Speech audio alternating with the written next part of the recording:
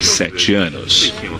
Já no próximo bloco, no comentário de Samidana, os cuidados que micro e pequenos empresários devem ter ao disputar concorrências públicas.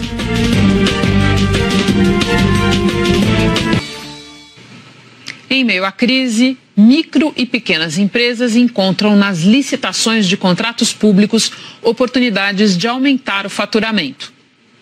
Durante décadas, esta confecção em Bom Jesus dos Perdões, interior paulista, produziu uniformes que vestiram operários das maiores siderúrgicas do país. Mas a crise fez os pedidos despencarem e o faturamento caiu 30%. Foi quando o proprietário, Rafael, decidiu desbravar um mercado desconhecido para a empresa, o das concorrências públicas. Dentro do estado de São Paulo, nós fornecemos para o Corpo de Bombeiros e para a Sabesp. A demanda do governo por contratos modestos, como os de vendas de uniformes, é enorme. E mesmo com valores baixos, a maioria deles precisa de licitação. Tudo que for acima de R$8.000, o governo abre um processo licitatório para comprar. Ele compra desde clipe de papel a equipamentos médicos hospitalares, grandes softwares de tecnologia. No ano passado, só o governo federal gastou 38 bilhões de reais em licitações por meio de 90 mil editais. Mais da metade dessas concorrências foi vencida por micro e pequenas empresas, como a do Rafael. São tantas licitações e para tantos produtos e serviços que muitas empresas preferem simplesmente terceirizar. Contratar escritórios especializados como esse aqui para garimpar as licitações que interessem e participar das concorrências como representantes. E aqui serviço não falta. Agora, por exemplo, os funcionários estão participando de 3 licitações ao mesmo tempo. Edson, quais são agora? Bom, nós temos uma licitação de uma prefeitura do interior de São Paulo, adquirindo produtos odontológicos. Temos uma grande universidade do estado de Minas Gerais comprando produtos neurocirúrgicos. Uma outra grande universidade de Minas Gerais comprando pasta de alho. A gente acompanhou o Edson no leilão eletrônico pela internet de um lote de pasta de alho. A licitação era para um contrato de R$18 mil. O leiloeiro comanda por chat e as concorrentes não se conhecem. E a empresa que o Edson representa se deu bem. Atualiza aí, que eu estou atualizando aqui. Opa. Acabou. Ganhamos. Conseguimos ofertar um valor unitário do quilo de alho de R$12, quando o valor previsto era de R$54 o quilo. Esta microempresa de Campinas, no interior de São Paulo, fornece crachás. Já venceu 20 licitações em contratos com o Exército, a Justiça e até áreas do Palácio do Planalto. Com esses contratos, aumentou seu faturamento em 30% no ano passado. A gente continua no ano de 2018 ainda trabalhando com as licitações.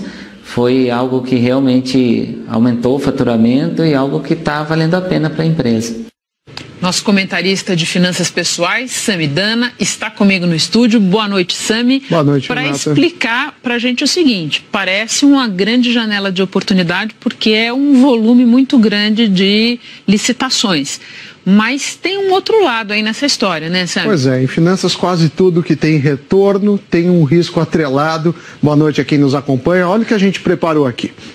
Primeiro é um raio-x dos municípios. 86% dos municípios do país estão em uma situação fiscal bem crítica ou difícil.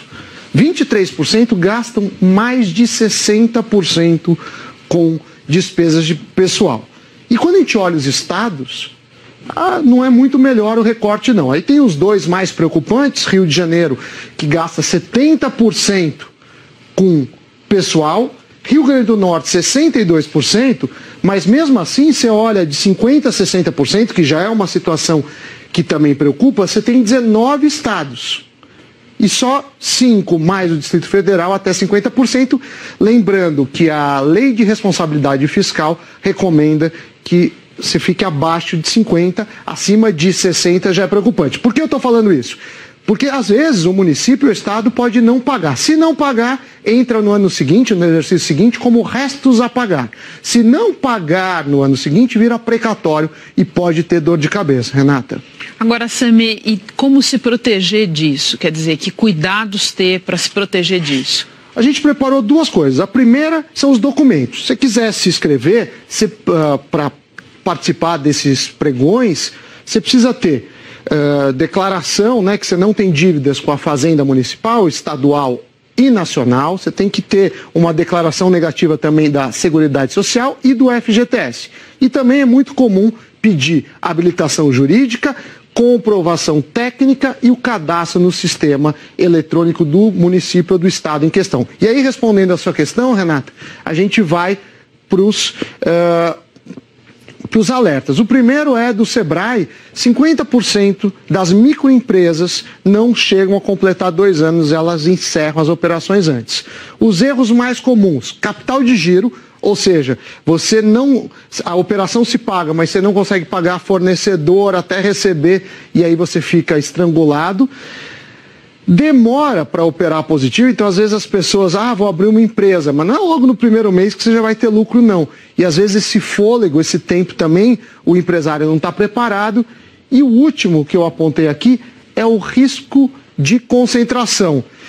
Dá para aproveitar as oportunidades, como você disse, Renata, do governo, mas quando o governo é o único cliente, aí você tem um risco grande dessa morosidade que acontece. Então vale a pena olhar esse mercado, mas não é um ganho tão simples assim. Quem quiser rever a coluna, só entrar no site do Jornal da Globo. Sami, muito obrigada. Até a próxima. Uma boa noite. Tchau, tchau. O Jornal da Globo fica por aqui. Para rever as nossas reportagens, basta ir ao Globoplay. Outras notícias no Hora 1, e agora você assiste à estreia da nova temporada de Empire, Fama e Poder. Uma boa noite e até amanhã.